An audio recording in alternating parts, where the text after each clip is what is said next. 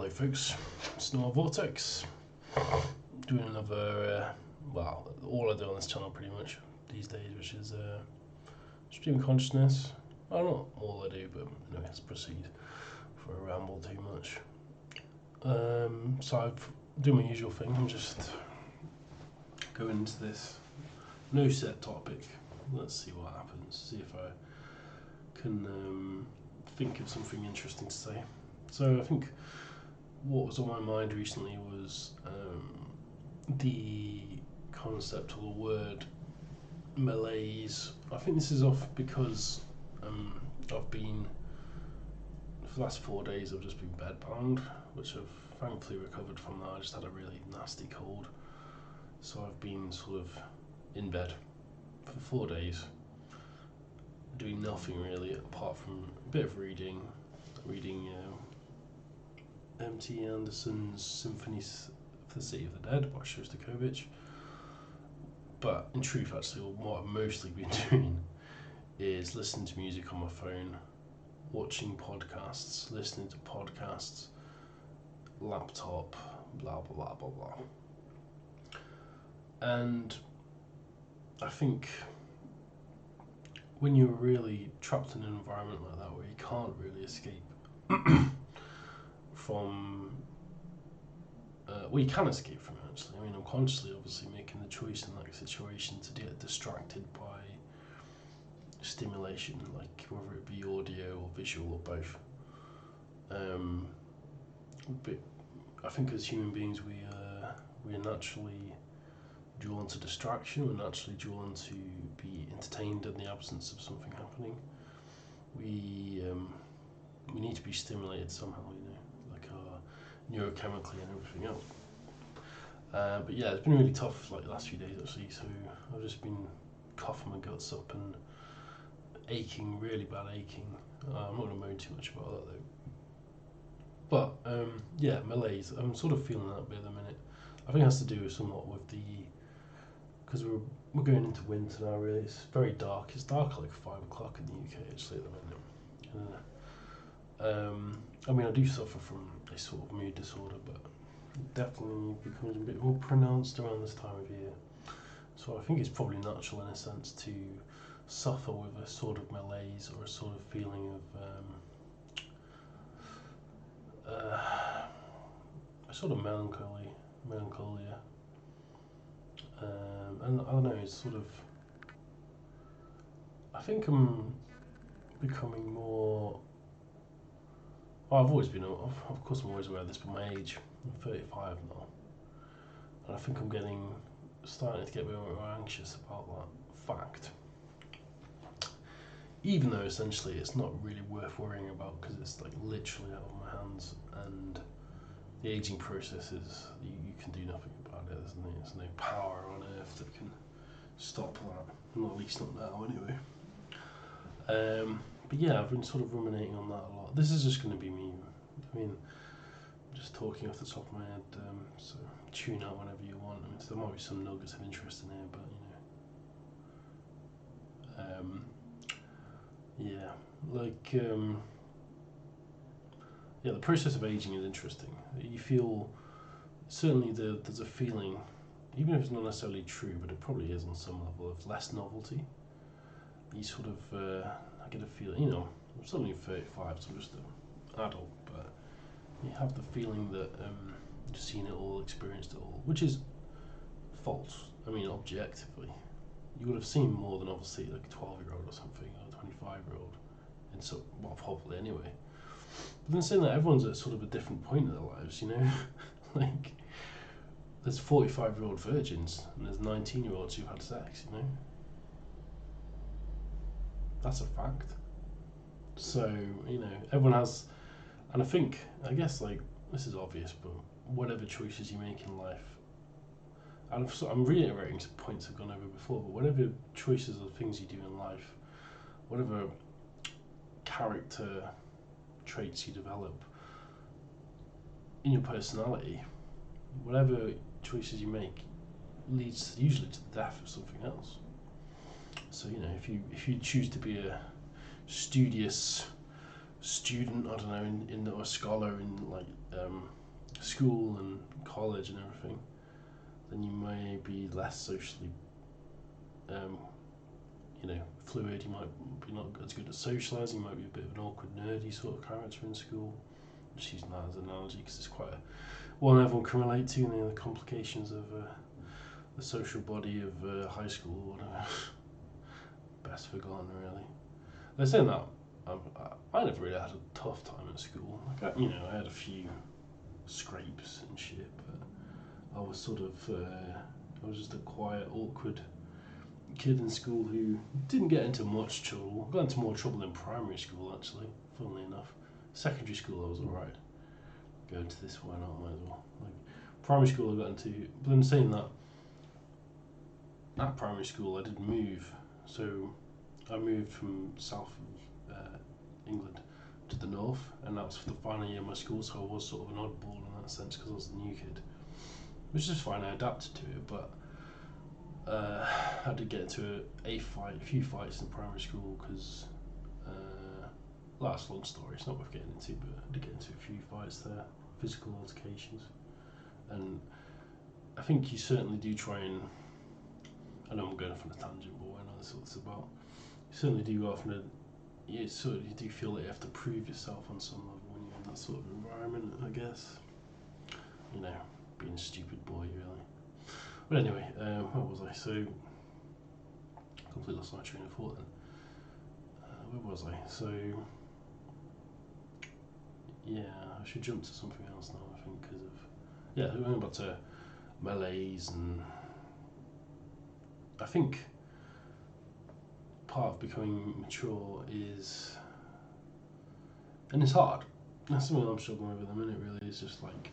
I'm overwhelmed sometimes by this sense of meaninglessness and a feeling that the things I've dedicated my life to are without purpose.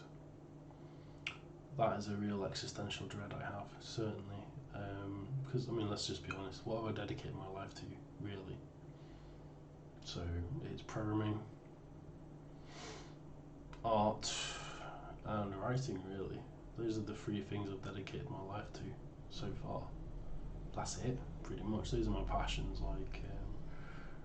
and for writing, for creative fiction, has only been in the last few years. Most of that's been poetry, really. Of which I've never, I've spread my words around, but I've never really taken it that far. But I suppose that's something to be proud of. It can give me a certain air of pretentiousness, I think, sometimes. I think, unfortunately, if you're going to be any sort of creative spirit in this world, then some people are going to be intimidated by that and see it as a sort of pretension. Which is fine, you got to come to terms with the faux aspects of your personality, and just try and work on them. But then I don't know, I think I'm generally quite good humoured as well. I'm not like, sort of serious and scholarly all the time. I just like to read, and find out about things. Anyway, yeah, so, obviously, as I mentioned in the previous vlog, I did I've gone through a transitional phase recently of moving country, ending a relationship, looking around for another one maybe, or just trying to meet new people, and any sort of period of uncertainty like that can obviously does create anxiety, but I guess anxiety is a good thing in some respects, as long as it's not to an extreme, because it's a indication of something that needs to change, I suppose. Like if you're feeling, not always, there's a bit of a sort of basic explanation of what anxiety is, but it's a fear response, isn't it, really? So, if you're fearful about a situation or a thing or a person, then that can come out as nervousness and anxiety, I suppose, or as anxious responses to the flight or fight thing, isn't it? And it's also a process of it emerges from overthinking. That's what it comes from. That's the physical. It's a physical response to having an overstimulated mind, neurologically being overstimulated, and then that provoking a physical response in the body. So I'm just gonna go on with this for ages. I mean, I like doing these stream of consciousness videos. I know not many people like really watching them, but I think it's where I'm taking this channel now as well. To be honest, the Noir Vortex one is just go down these interesting little rabbit holes and start. It's a good way to, because I want to do more writing. It's a good way to just externalize a bunch of thoughts I have during the day. Anyway, I think really. So yeah, going back to the question of how to handle a malaise, a feeling of this lack of purpose or this sort of void feeling. There's no real easy answer, I don't think. You have to just work through it. You have to just sort of grit your teeth. You have to feel those emotions, or lack of emotions in a lot of ways is what it is also. It's numbness in some respects. I've certainly struggled with that empty feeling in a minute. I think that's one of the most overwhelming things about it actually, is that it's not so much that I feel sad at the minute, it's just that I feel nothing. I just don't, I feel like, which is crazy, because I mean, let me be real, like, for the last month and a half, I think, and like I said, I think a lot of this has to do with the fact that we've been sick and I've just been bedbound for 4 days, which has been really unpleasant.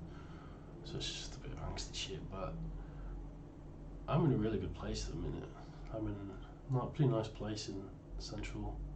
Yeah, I'm not central, but I'm not going to say where I live in London, but I live in London. It's nice, you know. A house. I've got this nice study. I've just reorganised everything here. Got some of my books up. You might notice it's a bit slightly different background. So I've got a bookshelf up, got some posters up, sort of redecorating it a bit. I've got a great job at the minute, which is probably only a contract, so it's probably only going to be for another week, but I'm actually doing pretty well in my career at the minute. The only real deficiency I've got at the minute is relationship and sex-wise, really, but there's nothing new there, really, to be honest. And I guess, like I was saying before, I think, and it's quite obvious in a lot of respects, but if you hyper-develop in one or two areas, then you can sort of be deficient in other areas. And in terms of, I'll go on to this one, I mean, it's sort of interesting. So in terms of like sex and relationships, it's always been not my best. You know, like I'm not a naturally charming, attractive man to women, generally speaking. Like I'm not that bad. Like I've had girlfriends and stuff in the past, and you know, obviously I had sexual relationships. Of course I have. I'm 35. I'd be pretty distraught if I wasn't. Not that there's anything wrong with it. I mean, if anything, if there's anyone who's 35-year-old guy is a virgin or whatever, then I mean, get yourself out there. But you know, it's not the end of the world. There's 55-year-old virgins. Sorry, that's so harsh. Sorry, I shouldn't really laugh about that. I mean, actually, it's funny. Just jumping a tangent completely. I think a lot of the ways that we as human beings, sort of, especially in the modern age, that we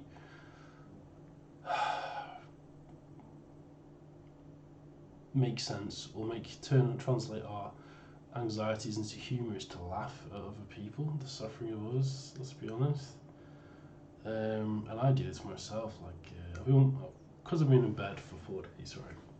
This is a very dark side of human psychology, but it's definitely something that's deep rooted in our brains, and it's terrible, really. But like, you watch these videos of, I don't know, like you get recommended to you, and then you fall down these rabbit holes of them get recommended, like, you know, epic fails, or I've been watching a lot of these.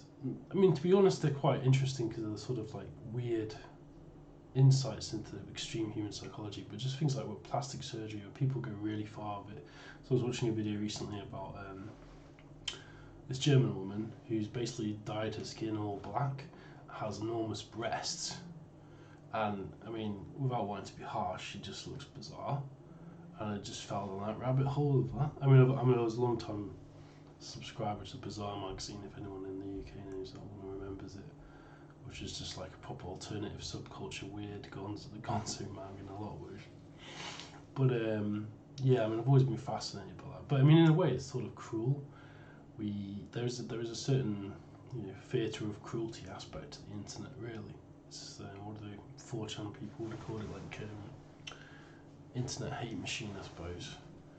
which is, you know, in a sense, I can't remember where I heard this quote, but I think it was Armando Iannucci's comedy show actually. But what do we like more than anything else is watching other people fail. We love seeing people fail. It's quite negative in a way. It's quite a cynical thing, but it's a really, you know, it's part of humanity's humour. Is just watching people epically fail. You know, and I don't know. It can't change. It's just like a fundamental of human nature. And I don't even know why I'm jumping onto this now, but maybe that's the reason that, you know, true.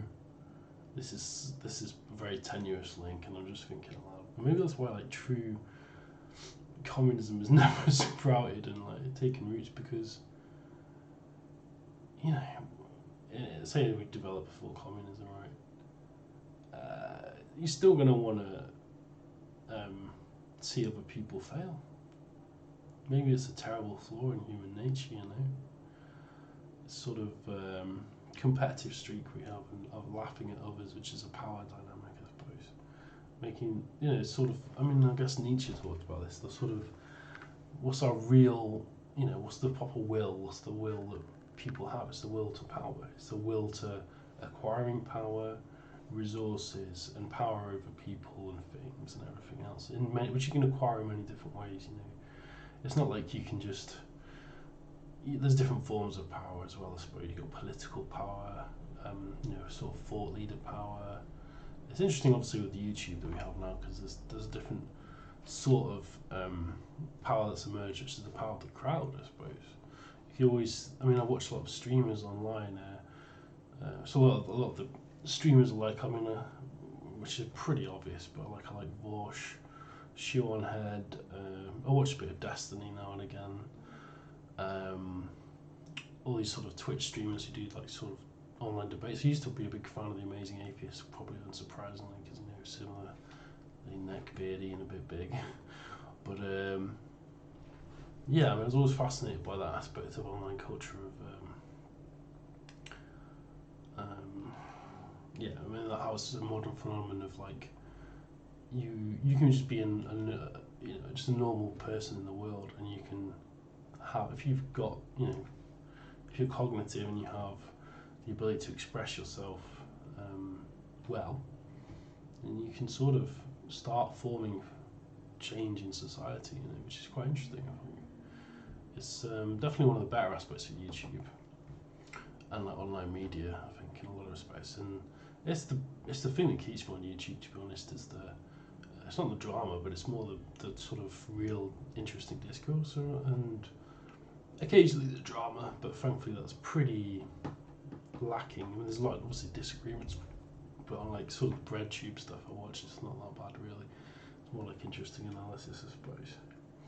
But saying that, I think about 7 years ago, and I think a lot of people have experienced this, I sort of fell down and it wasn't something I really wanted, but it's just because I was watching, I think, a lot of the development of the alt-right in America. I sort of fell down the whole Sargon. I started getting loads of Sargon's videos, Sargon of Akkad's videos recommended to me. And I'm not very, you know, I'm not like I don't politically align with Sargon of Akkad at all, really. He's sort of a right-leaning liberal, basically, and I'm not. But it was interesting how that sort of happened a while ago, like this sort of anti-SJW. And yeah, sort of, I mean, it's interesting how these sort of internet trends have gone in cycles as well. I mean, for a long time, but maybe it's all affected by my perspective. I don't really know what's popular overall. In a sense, we're all in our own little silos as well these days, especially on something like YouTube, where it's very veered towards you. It's not necessarily based on the popularity. I mean, on something like Twitter, you can probably have a more objective view of what's going on, because it's, you know, what's trending in your area or worldwide or whatever. So you can very quickly get a snapshot of the trending, you know, hot topics of the day, as it were. With YouTube, it's supposed to be geared based on your viewing habits and things. I mean, obviously you can go to the trending in the country or whatever, but whoever does that, you just land on the first page, and that's it. On that note, actually, I'm just going to keep on rambling because I'm on a roll, I suppose. I'm not sure. I don't really agree with the removal of the dislike button. There seems to be an emerging trend in social media of not wanting to hurt people's feelings, I guess. I mean, you know, like I've put videos online and they've had lots of dislikes.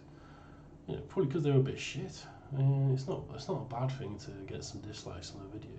I mean, it hurts a bit, obviously, especially if you put effort into something and someone gives you shit about it. But ideas and creativity can't exist in a vacuum. You have to be able to take the hit on the chin as much as you can. You should be able to take a pat on the back, if you want to use that analogy. So I don't understand what the justification is for taking off the dislike button. This is such a niche thing to talk about, and it's very vaguely related to what I started off this video talking about, the malaise. But let's get on it. So anyway, I'll talk for like 20 minutes. So obviously this is fairly rambling and incoherent. You can tune in and tune out as I said before. But yeah, I think I'm not trying to make this not too much about myself because it's very boring to talk about that really. But I think so going back to the age thing, like I think you youngins, when you get to like my age, which is 35, you sort of do the search for, and it's not like external meaning necessarily that you're looking for, it's more like an internal peace. That's the sort of quest I'm on at the minute, is sort of looking for this internal sort of at peace feeling. Maybe it's even a spiritual thing. Maybe it's even a spiritual yearning I'm experiencing at the minute, which would make sense considering there's been change in my life, and I've always been atheist. I've never really believed in God. I've never really had that. I mean, saying that I've always been interested in the occult and a certain relationship to Gnosticism. Maybe I was interested in Gnosticism when I was a younger man, like 19 or 20. I read into Gnosticism a bit, like original Christian Gnostics. So I don't know. You do sort of feel like you need this sort of come into peace with the world a bit more, when you get to 35. A lot of the time, not that it's old, but you're sort of in between that, because you basically when you're 29 and then you turn 30, it's like such a shocking feeling. You're like, shit. I mean, when I was 30 as well, like I was living at home with my parents when I was 30, so I spent a lot of time. Most of my 20s actually spent away. I lived in London for a while and some other places. So it wasn't like I didn't stay at home till I was 30, but I ended up in a situation where I had to go back home. So I was 30 at my parents' house living back home, and that was, to be honest, it was quite depressing. Well, not the greatest time in my life. I was sort of back with the parents, not really independently living. So it's a depressing moment. So I suppose if I was going to put that in perspective, then I've actually grown a lot in the last 5 years, which you'd expect. Like I've had a pretty good relationship for 4 years of my life actually, so it's quite good. I did go through a really bad stage in my early 30s, but I managed to pull myself out of that just from sheer effort of will and actually applying myself and changing things. I mean, self-improvement is a constant thing, and like I said, like I was saying before, between mid-30s, the early 30s, we just realise you're 30, and that sort of transitional phase into 40, which is mentally is a big transition from, being you sort of just start coming to terms with the fact that, you're a proper adult now, and society says you should have your shit together, to being 40, where, I mean, I wouldn't say that I'm not 40 yet, so I don't know. I'm not saying that stuff goes downhill then, but when you get to 40, that's a big mental shift, and a physical one as well. I mean, realistically, when you get to 40, 8 years into that, you're going to be physically changed. And like I've changed since I was 20. I was when I was 25, and I've changed. I've got greys now even, so if you look at my hair, it's like, so this is a bit of my just insecurity about aging a bit now, but I'm not really bothered about that. But not bothered too much anyway. Like I don't know. But anyway, I think I'll probably leave it at that. I don't know if I can ramble on much more of interest, to be honest. Yeah, I mean, I know I've covered a lot there. I think it's probably good just to have these streaming mental sessions, maybe. But I hope there's something in there that's at least interesting to somebody. And yeah, anyway, leave it at that. I hope there's something you get out of that ramble. Have a good one, and yeah, that's very incoherent, I know, but who cares really?